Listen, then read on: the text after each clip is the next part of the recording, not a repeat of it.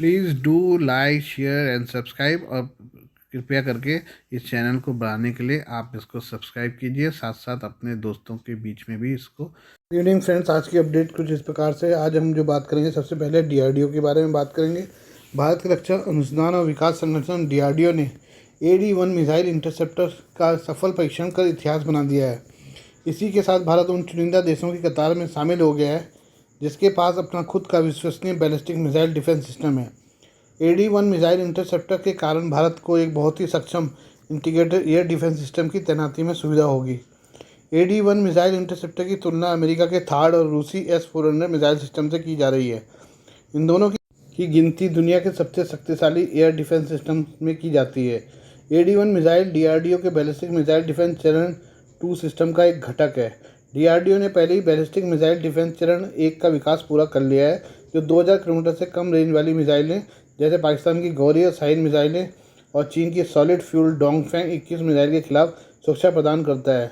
चरण 2 प्रणाली 5000 किलोमीटर तक की रेंज वाली बैलिस्टिक मिसाइलों के खिलाफ सुरक्षा प्रदान करेगी। चरण 2 प्रणाली के लिए लंबी दूरी के रडार, चरण 1 रडार के लिए 600 किलोमीटर के विपरीत 1500 किलोमीटर की पहचान सीमा और मैक 6 से 7, चरण 1 मिसाइलों के लिए मैक 4-5 के विपरीत पर उड़ान भरने वाली नई हाइपरसोनिक इंटरसेप्टर मिसाइलों की आवश्यकता होती है, जो चपलता और ballistic missile defence counter measures के खिलाफ प्रभावी ढंग से काम करने की क्षमता रखती है।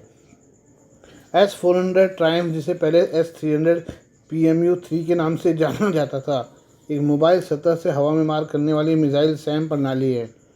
इसे 1990 के दशक में रूस के NPO अल्जाम द्वारा S-300 मिसाइलों के परिवार के अपग्रेड के रूप में विकसित किया गया था। S-400 को 28 अप्रैल 2007 को सेवा के लिए मंजूरी दी गई थी और सिस्टम की पहली बटालियन ने 6 अगस्त 2007 को युद्ध ड्यूटी संभाली थी। S-400 की ऑपरेशनल रेंज 400 किलोमीटर तक की है, जिसमें अलग अलग रेंज की कई मिसाइलें शामिल हैं।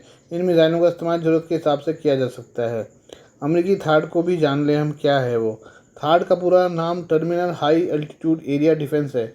इसे पहले theatre high altitude area defence के नाम से जाना जाता था।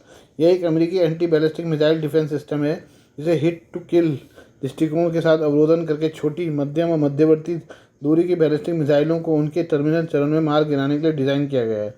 थार्ड को 1991 में खाड़ी युद्ध के दौरान इराक के स्कड मिसाइल हमलों के अनुभव के बाद विकसित किया गया था। थार्ड इंटरसेप्टर कोई वॉरहेड नहीं ले आता, इसके बजाय आने वाली मिसाइल को नष्ट करने के लिए अपनी गतिज ऊर्जा पर निर्भर करता है। आइए अब हम चीन की बात करें। चीन ने भारत रूस संबंधों की जमकर तारीफ की है। उसने कहा है कि भारत की रणनीतिक स्वायत्तता और नीतिगत स्वतंत्रता इसकी गौरवशाली परंपरा है। उसने यह भी कहा कि भारत एक प्रमुख स्वतंत्र देश है। रूस के साथ इसके सामान्य संबंध किसी तीसरे पक्ष के बाहरी हस्तक्षेप के बिना बने हैं। यह बयान भारत में मौजूद चीनी दूतावास और चीनी राजदूत के हैं। माना जा रहा है कि चीन का यह बयान प्रधानमंत्री नरेंद्र मोदी की रूस यात्रा पर अमेरिका की आपत्तियों के जवाब में आया है। मोदी की रूस यात्रा पर अमेरिकी विदेश मंत्रालय, रक्षा मंत्रालय और व्हाइट हाउस ने अलग अलग बयान जारी कर नाराजगी जताई थी। भारत में तैनात चीनी राजदूत सू फेंगहोंग ने 2 अखबारों में छपी न्यूज़ की कटिंग शेयर कर लिखा, मैंने 2 लेख पढ़े, हालांकि हर बिंदु से सहमत नहीं हूँ, लेकिन एक बात सही है, भारत एक स्वतंत्र प्रमुख देश है। रूस के साथ इसके सामान्य संबंध किसी तीसरे पक्ष के भारी हस्तक्षेप का लक्ष्य नहीं होने चाहिए। इसके बाद चीनी दूतावास के प्रवक्ता ने उसे रिट्वीट करते हुए लिखा, भारत की रणनीतिक स्वायत्तता और नीतिगत स्वतंत्रता इसकी गौरवशाली परंपरा है। चीन भारत संबंधों के लिए विदेश मंत्री वांग यी ने कल विदेश मंत्री डॉक्टर एस जयशंकर के साथ अपनी बैठक में पहले ही हमारे दृष्टिकोण को रेखांकित कर दिया है। अमेरिका लगातार भारत पर रूस से दूरी बनाने का दबाव डाल रहा है। यूक्रेन युद्ध के बाद अमेरिका का यह दबाव काफ़ी ज़्यादा बढ़ गया है। हालांकि भारत ने हर बार अपनी स्वतंत्र विदेश नीति का हवाला देते हुए अमेरिका की मांग को खारिज कर दिया है। भारत ने यूक्रेन युद्ध को लेकर एक बार भी रूस की सार्वजनिक तौर पर निंदा नहीं की है। हालांकि प्रधानमंत्री मोदी ने रूसी राष्ट्रपति व्लादिमीर पुतिन के सामने युद्ध रोकने और बातचीत से हल निकालने की बात जरूर की है। विशेषज्ञों का मानना है कि चीन का लक्ष्य भारत के साथ रूस के संबंधों की तारीफ कर अमेरिका को भड़काना है। इससे अमेरिका भविष्य में भारत के खिलाफ कोई भी ऐसा कदम उठा सकता है जिसका असर दोनों देशों के संबंधों में पड़ सकता है, जिससे भारत और अमेरिका के बीच दूरी और ज़्यादा बढ़ जाएगी। ऐसे में इंडो पैसिफिक में चीन के खिलाफ अमेरिका कमज़ोर पड़ जाएगा और इसका नुकसान भारत को भी उठाना पड़ेगा। आइए अब अमेरिका की बात करें। अमेरिका ने पाकिस्तान को चीन के खेमे में पूरी तरह से जाने से रोकने के लिए आर्थिक मदद का ऐलान किया है। अमेरिका की संसद से अनुरोध किया गया कि पाकिस्तान को $1 करोड़ की मदद दी जाए। इससे यह बहस छिड़ गई कि क्या पाकिस्तान अब चीन की गुलामी छोड़कर अमेरिका के पास फिर से जाएगा। इस पूरे मामले में पाकिस्तान के विदेश मंत्रालय ने चुप्पी तोड़ी है।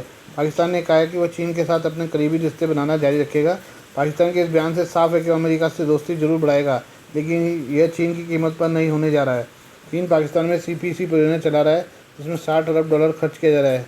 चीन की ओर से ग्वादर में नौसैनिक अड्डा भी बनाया जा रहा है। पाकिस्तान के विदेश मंत्रालय की प्रवक्ता मुमताज़ जहरा बलोच ने कहा, पाकिस्तान ने पहले भी कई बार कहा है कि वह एक की कीमत पर दूसरे देश के साथ रिश्ता नहीं बनाना चाहता। हमारे लिए अमेरिका और चीन दोनों के ही साथ रिश्ते महत्वपूर्ण हैं। उन्होंने कहा, चीन पाकिस्तान का सदाबहार रणनीतिक भागीदार है, आगे भी पाकिस्तान की सरकार इस रिश्ते को मजबूर करती रहेगी। उन्होंने यह बयान अमेरिका के सहायक विदेश मंत्री डोनाल्ड लू के बयान के जवाब जारी किया है। लू ने कहा था कि अमेरिका की संसद पाकिस्तान को $1 करोड़ की आर्थिक सहायता मंजूर करे, ताकि इस्लामाबाद को बीजिंग पर और ज़्यादा निर्भर होने से रोका जा सके। बलोच ने कहा कि पाकिस्तान अमेरिका के साथ रिश्ते को महत्व देता है, रचनात्मक संबंध पर जोर देता है।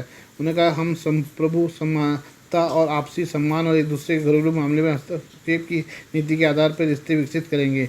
अमेरिकी कांग्रेस के सामने लू ने कहा था, चीन निवेश के लिहाज से भूतकाल था और हम यानी अमेरिका भविष्य है। उन्होंने ये बयान एक सवाल के जवाब में कहा, जिसमें उनसे पूछा गया कि क्या अमेरिका चीन के प्रभाव को कम करने की शर्त पर यह पैसा दे रहा है। बता दें कि अमेरिका पाकिस्तान पर दबाव डाल रहा है कि वो चीन से दूरी बनाए। वहीं पाकिस्तान न केवल आर्थिक बल्कि सैन्य मामले में चीन के साथ बहुत ही करीबी संबंध बना लिया है। चीन पाकिस्तान को अब सबसे ज़्यादा हथियार सप्लाई कर रहा है। CPC की तहत चीन बड़े पैमाने पर पाकिस्तान में निवेश कर रहा है। यही वजह है कि पाकिस्तान एक तरह से चीन का गुलाम हो गया है। चीन ग्वादर में नेवल पोर्ट बना रहा है। यही नहीं, POK में चीन और पाकिस्तान की सेना मिलकर काम कर रही है। एवं ओलंपिक्स के बारे में बात करें, फैशन के शहर पेरिस में शुक्रवार से 33वें ओलंपिक की शुरुआत होने जा रही है। पेरिस 100 साल बाद फिर खेलों के महाकुंभ की मेजबानी कर रहा है। इतिहास में पहली बार ओलंपिक खेलों का उद्घाटन समारोह स्टेडियम में नहीं होगा। एथलीट दर्शकों के सामने पेरिस से होकर बहने वाली नदी सीन के किनारे नावों में परेड करेंगे। प्रत्येक राष्ट्रीय प्रतिनिधिमंडल की नौकाओं में कैमरे लगे होंगे, जिससे टीवी और ऑनलाइन पर देख रहे दर्शक पूरी गतिविधि को करीब से देख सकेंगे। परेड टोकाडेरो के सामने 6 किलोमीटर के अपने मार्ग पर समाप्त होगी, जहां समारोह के अंतिम चरण और उत्सव शो होंगे। बीच बॉल की स्पर्धा ऐतिहासिक एफिल टावर के बगल में होगी। इस ओलंपिक में लैंगिक समानता भी देखने को मिलेगी।